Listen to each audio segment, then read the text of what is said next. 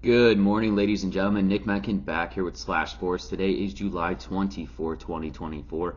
Little recap on yesterday's performance for the 23rd of July. We went 2-1, had a winning day, and I'll tip my cap to those fellas in the comment section that had that gut feeling with the Arizona Diamondbacks and the Kansas City Royals there.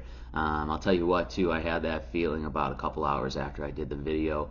I wasn't as confident in my breakdown with Jordan Montgomery. And then how about Alec Marsh? Just absolutely didn't come out and play at all whatsoever yesterday. So it's all right. Still had a winning day. Hopefully you guys cashed in those tickets. We still ended the day in green. That's all I care about on this show. But let's pick up that momentum. We got our hat back on. And I told you we're going to have winning days, and we always bounce back after having a losing day. So let's roll right into this. Let's stay hot on this winning side. Remember, on this show, all we care about is the first 6 outs of the ball game. Plain and simple. A NRFI means no runs first inning, while a YRFI means yes runs first inning. But before I get into those plays, be sure to smash that like button for me and subscribe to my YouTube channel and toggle on that notification button. That way, every time I drop another video, you guys will be notified right away. All right, let's take a look at Wednesday's games here. Starting off with game number 1, we got the Milwaukee Brewers taking on the Chicago Cubs here. For the Milwaukee Brewers, they are still undecided on who is coming out here and starting, but I think it's going to be Joe Ross here. He's 2-4 on the season, 42 innings of work, an ERA at a 4.5, 35 strikeouts, and 21 earned runs. Again, not sure if Ross is going to be out here tonight, but he's coming back off injury, and I believe he will get the start here. If not, I'm not too worried about it because the Chicago Cubs have Justin Steele on the mound. He's 2-4, 91 innings of work, an ERA of 3.07, 87 strikeouts, and 31 earned runs here. Steele picked up a loss in his last outing against that Diamondbacks team, going only 4.2 innings of work, 9 hits, and 5 earned runs. Definitely looking for Steele to have a bounce back game here, especially pitching back at home. And let's not forget, this Milwaukee Brewers team comes in 6th right now in all of the MLB in runs per game. I still think Steele is up for the test here today. He's got to have a bounce back game pitching back here at home. I like Steele in this spot to shut down Milwaukee early on in this game.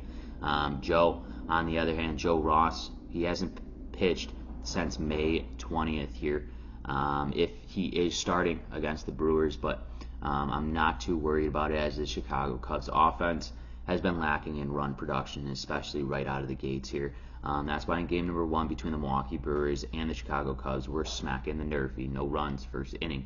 Throwing to the second game between the Tampa Bay Rays and the Toronto Blue Jays here. For the Tampa Bay Rays, they got Zach Eflin on the mound. He's 5-7 with 104 innings of work. Does have an ERA sitting at a 4.14, 83 strikeouts, and 48 earned runs for Eflin on the season. He'll be matched up here in Toronto versus Rodriguez, who is 1-3, 33 innings of work. Does have an ERA sitting at a 3.78, 36 strikeouts, and 14 earned runs for Rodriguez. Last game Rodriguez pitched was against the Arizona Diamondbacks as well, where he went 4 innings of work, 4 hits, and 2 earned runs. Eflin, on the other hand, he got the loss in his last outing against the New York Yankees, going 5 innings of work, 7 hits, and 4 earned runs here. I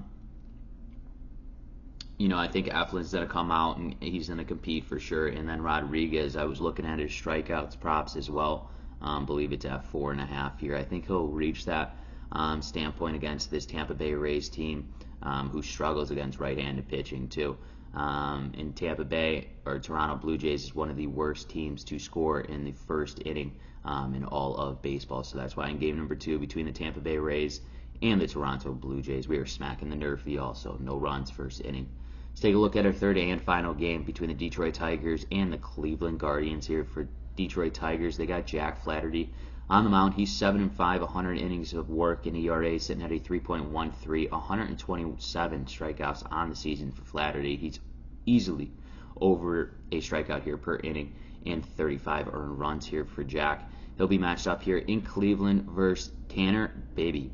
He's 8-4, 110 innings of work. Does have an ERA at a 3.58, 126 strikeouts. He too is averaging a strikeout here per inning and 44 earned runs for Bibby.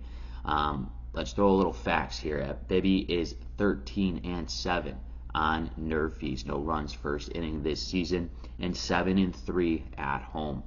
Tanner is clearly at home today in this ball game as he faces the Tigers, who have been scoreless in 70% of their first innings this season.